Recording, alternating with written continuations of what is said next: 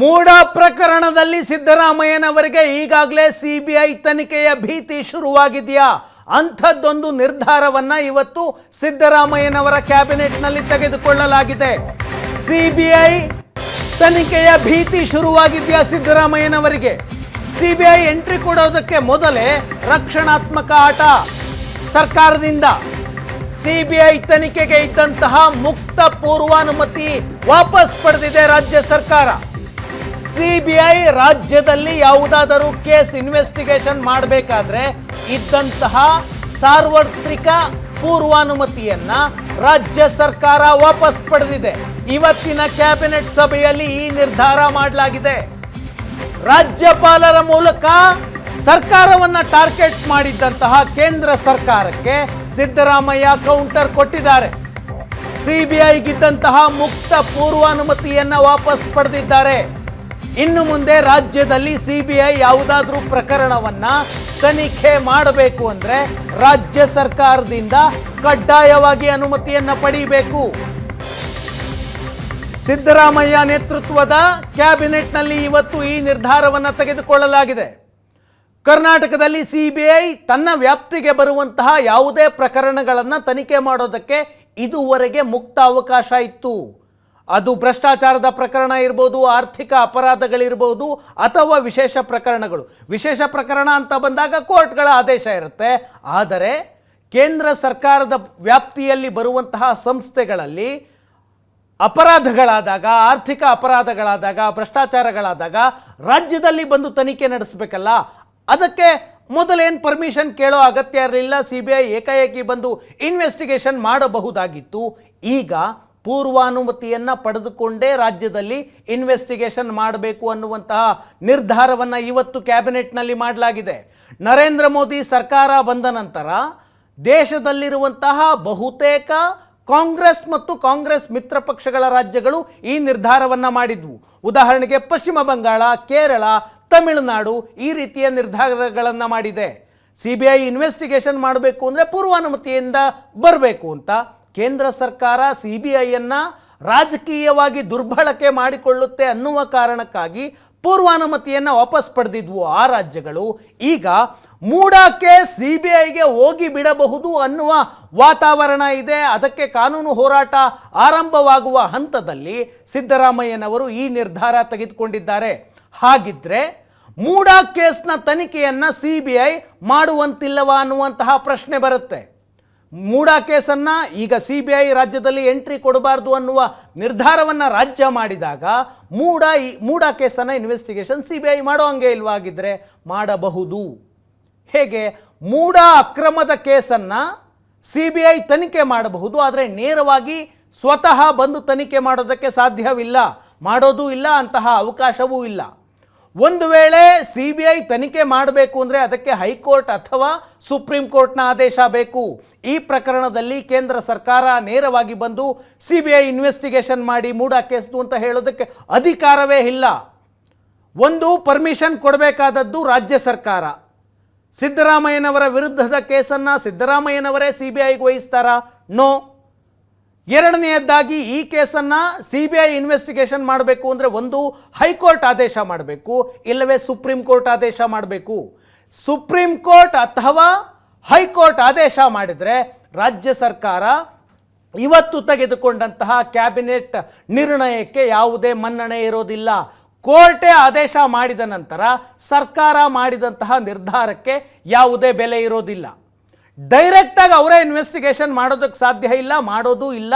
ಯಾವುದೇ ವ್ಯಕ್ತಿ ನೇರವಾಗಿ ಸಿಬಿಐಗೆ ಹೋಗಿ ಈ ಪ್ರಕರಣವನ್ನು ನೀವು ಇನ್ವೆಸ್ಟಿಗೇಷನ್ ಮಾಡಿ ಅಂತ ಸಿಬಿಐಗೆ ದೂರು ಕೊಡೋದಕ್ಕೂ ಸಾಧ್ಯ ಇಲ್ಲ. ರಾಜ್ಯದ ಲಾ ಆ್ಯಂಡ್ ಆರ್ಡರ್ ವಿಷಯ ಸ್ಟೇಟ್ ಗೌರ್ನಮೆಂಟ್ ಅಂಡರಿಗೆ ಬರುತ್ತೆ. ಹಾಗಾಗಿ ಈ ಪ್ರಕರಣ ಹೈಕೋರ್ಟ್ ಅಥವಾ ಸುಪ್ರೀಂ ಕೋರ್ಟ್ ಆದೇಶ ಆದರೆ ಮಾತ್ರ ಮೂಡ ಕೇಸನ್ನು ಸಿಬಿಐ ತನಿಖೆ ಮಾಡಬಹುದು. ಹಾಗಿದ್ರೆ ಇವತ್ತಿನ ಕ್ಯಾಬಿನೆಟ್ ನಿರ್ಧಾರದಿಂದ ಸಿದ್ದರಾಮಯ್ಯನವರು ರಕ್ಷಣೆ ಪಡ್ಕೊಂಡ್ರ ಸಿಬಿಐನಿಂದ? ಇಲ್ಲ, ಅದೂ ಆಗಿಲ್ಲ. ಆದರೆ ಯಾಕೆ ಮಾಡಿದ್ರು ಇದನ್ನು? ಒಂದು, ರಾಜ್ಯಪಾಲರನ್ನ ಬಳಸಿಕೊಂಡು ಕೇಂದ್ರ ಸರ್ಕಾರ ನಮ್ಮನ್ನು ಟಾರ್ಗೆಟ್ ಮಾಡ್ತಾ ಇದೆ ಅನ್ನೋದು ಕಾಂಗ್ರೆಸ್ನ ವಾದ. ಆ ವಾದಕ್ಕೆ ಕೌಂಟರ್ ಕೊಡೋದಕ್ಕೆ CBI ಇನ್ನು ಮುಂದೆ ರಾಜ್ಯಕ್ಕೆ ಬರಬೇಕು ಅಂದರೆ ನಮ್ಮ ಪರ್ಮಿಷನ್ ತೆಗೆದುಕೊಂಡು ಬನ್ನಿ ಅಂತ ಒಂದು ನರೇಟಿವ್ ವಾರನ್ನು ಇವತ್ತು ಸಿದ್ದರಾಮಯ್ಯ ಸರ್ಕಾರ ಶುರು ಮಾಡಿದೆ. CBI ಇನ್ವೆಸ್ಟಿಗೇಷನ್ ಆದರೆ ಒಂದು ವೇಳೆ ಸ್ನೇಹಮಯಿ ಕೃಷ್ಣ ಅಥವಾ ಇನ್ಯಾರೋ ದೂರುದಾರರು ಹೈಕೋರ್ಟ್ನಲ್ಲಿ ಅರ್ಜಿ ಹಾಕಿ ಸಿದ್ದರಾಮಯ್ಯನವರ ಮೂಡ ಕೇಸನ್ನು CBI ತನಿಖೆಗೆ ವಹಿಸಿ ಅಂತ ಹೈಕೋರ್ಟ್ನಿಂದ ಆದೇಶವನ್ನು ತಂದರೆ ಏನಾಗುತ್ತೆ? ಆಗ CM ಸಿದ್ದರಾಮಯ್ಯನವರ ರಾಜೀನಾಮೆ ಅನಿವಾರ್ಯವಾಗುತ್ತಾ? ಮೂಡಾದಂತಹ ಪ್ರಕರಣದ ಕಾರಣದಿಂದಾಗಿ ಸಿದ್ದರಾಮಯ್ಯ ರಾಜೀನಾಮೆ ಕೊಡುವಂತಹ ಅನಿವಾರ್ಯತೆ CBI ಬಂದರೆ ಶುರುವಾಗುತ್ತಾ? ಆ ಕಾರಣಕ್ಕಾಗಿ ಸಿದ್ದರಾಮಯ್ಯನವರು ಸ್ವಲ್ಪ ಅಲರ್ಟ್ ಆಗುವಂತಹ ಪ್ರಯತ್ನ ಮಾಡ್ತಾ ಇದ್ದಾರಾ? ಹಾಗೆ ಅನ್ನಿಸ್ತಾ ಇದೆ. ಆದರೆ ಕೋರ್ಟೇ ಆದೇಶ ಮಾಡಿದಾಗ ಈ ಪ್ರಯತ್ನಗಳಿಗೆ ಬೆಲೆ ಇರುವುದಿಲ್ಲ. ಒಂದು ವೇಳೆ CBI ತನಿಖೆ ಆದರೆ ಏನಾಗುತ್ತೆ? ಒಂದು ಕೋರ್ಟ್ ಆದೇಶವಾಗಿ CBI ತನಿಖೆ ಆದರೆ ಸಹಜವಾಗಿ ಸಿದ್ದರಾಮಯ್ಯನವರಿಗೆ ಬಂಧನ ಭೀತಿ ಶುರುವಾಗುತ್ತೆ. ಜನಪ್ರತಿನಿಧಿಗಳ ಕೋರ್ಟ್ ಕೊಟ್ಟಿರುವಂತಹ FIRನ ವಿವರಗಳನ್ನು ನೋಡಿದರೆ ಕಾಗ್ನಿಸಬಲ್ ಅಫೆನ್ಸ್ ಇದೆ, ನಾನ್ ಬೇಲಬಲ್ ಅಫೆನ್ಸ್ ಇದೆ, ಅರೆಸ್ಟ್ ಮಾಡುವಂತಹ ವಿವೇಚನೆ ತನಿಖಾಧಿಕಾರಿಗೆ ಇದ್ದೇ ಇರುತ್ತೆ. ಆದರೆ ಲೋಕಾಯುಕ್ತ ಪೊಲೀಸರು ಅರೆಸ್ಟ್ ಮಾಡುವ ನಿರ್ಧಾರ ಮಾಡ್ತಾರಾ? ಸಾಧ್ಯನೇ ಇಲ್ಲ. ಯಾಕಂದರೆ ಸಿದ್ದರಾಮಯ್ಯನವರೇ CM, ಅವರ ಅಡಿಯಲ್ಲಿ ಬರುವಂತಹ ಪೊಲೀಸರು ಆ ನಿರ್ಧಾರವನ್ನು ಮಾಡುವ ಸಾಧ್ಯತೆ 100ಕ್ಕೆ 100ರಷ್ಟು ಕಡಿಮೆ ಇರುತ್ತೆ. CBI ಈ ತನಿಖೆಗೆ ಎಂಟ್ರಿ ಆದರೆ ಸಿದ್ದರಾಮಯ್ಯನವರೇ ಸ್ವತಃ ರಾಜೀನಾಮೆ ನೀಡೋದಕ್ಕೆ ಮುಂದಾಗಬಹುದು. ಯಾಕೆ ಬೇಕು ಇದೆಲ್ಲ? CBI ಇನ್ವೆಸ್ಟಿಗೇಷನ್ ಕಾಲಾದರೆ ರಿಸೈನ್ ಮಾಡಿಬಿಡೋಣ, ತನಿಖೆ ಫೇಸ್ ಮಾಡೋಣ ಅನ್ನುವ ನಿರ್ಧಾರವನ್ನು ಸಿದ್ದರಾಮಯ್ಯನವ್ರು ಮಾಡಬಹುದು. ಆ ಸಾಧ್ಯತೆ ಇದೆ. CBI ಇನ್ವೆಸ್ಟಿಗೇಷನ್ ಏನಾದರೂ ಶುರು ಆದರೆ, ಒಂದು ಅವರು ರಾಜೀನಾಮೆ ಕೊಡುವ ನಿರ್ಧಾರವನ್ನು ಮಾಡದೇ ಇದ್ದರೆ ರಾಜೀನಾಮೆ ಕೊಡಿ ಅಂತ ಕಾಂಗ್ರೆಸ್ನಲ್ಲೇ ಒತ್ತಡ ಶುರುವಾಗುತ್ತೆ. ಸಹಜವಾಗಿ ರಾಷ್ಟ್ರ ಮಟ್ಟದಲ್ಲಿ ಮುಜುಗರ ಆಗುತ್ತೆ ಪಕ್ಷಕ್ಕೆ. ಹಾಗಾಗಿ ರಾಜೀನಾಮೆ ಕೊಡಬೇಕು ಅಂತ ಹೈಕಮಾಂಡೇ ಸೂಚನೆಯನ್ನು ಕೊಡಬಹುದು, ಆ ಮೂಲಕ ರಾಜೀನಾಮೆಯನ್ನು ಕೊಡಬಹುದು. ಇಷ್ಟೆಲ್ಲ ಆದಮೇಲೆ ಏನಾಗುತ್ತೆ? ಸಿದ್ದರಾಮಯ್ಯನವರಿಗೆ ನೋಟಿಸ್ ಕೊಟ್ಟು ಈ ಪ್ರಕರಣದ ವಿಚಾರಣೆಗೆ ಸಿದ್ದರಾಮಯ್ಯನವ್ರನ್ನ CBI ಕರಿಬಹುದು. ಇದೆಲ್ಲವೂ ಕೋರ್ಟ್ CBIಗೆ ಕೊಟ್ಟ ನಂತರ ಆಗಬಹುದಾದಂತಹ ಸಾಧ್ಯತೆಗಳು.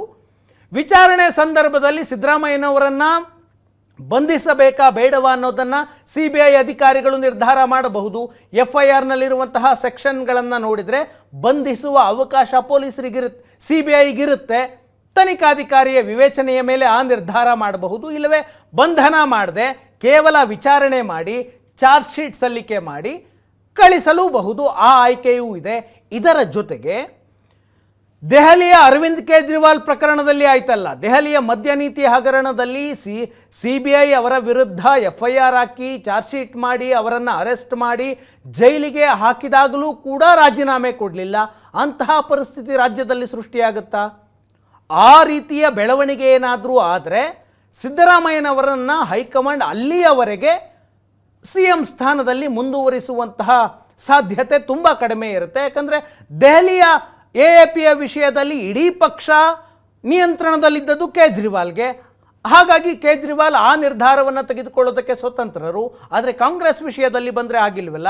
ಸಿದ್ದರಾಮಯ್ಯ ಪರ ಇರುವವರು ಇದ್ದಾರೆ, ವಿರುದ್ಧ ಇರುವವರು ಇದ್ದಾರೆ, ಜೊತೆಗೆ ಹೈಕಮಾಂಡ್ ಅನ್ನುವಂತಹ ಒಂದು ಹಿಡಿತ ಇದೆ. ಹಾಗಾಗಿ ಅವರ ನಿರ್ಧಾರಕ್ಕೆ ಬರುತ್ತೆ.